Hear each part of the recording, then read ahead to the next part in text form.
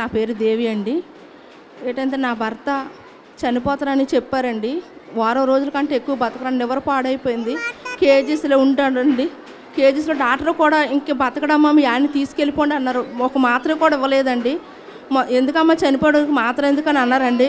కానీ నేనెంత విశ్వాసంతో ఎముకల నుంచి జీవిస్తానని వాగ్దానం ఇచ్చారండి విశాఖయ్య గారు. నేను ఒకటే అనుకున్నానండి, ఒకటే ఇశాఖయ్య గారు ప్రేరాలు మాత్రం వేసేదానండి.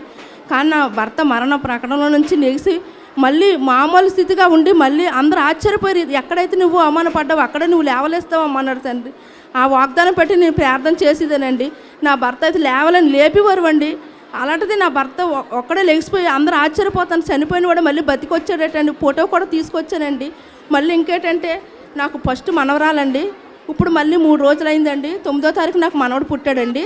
ఇశాఖయ్య గారే చెప్పారు, నీకు బాబు పుడతాడు పోమనేసి నా బిడ్డకి దీవిచ్చారండి.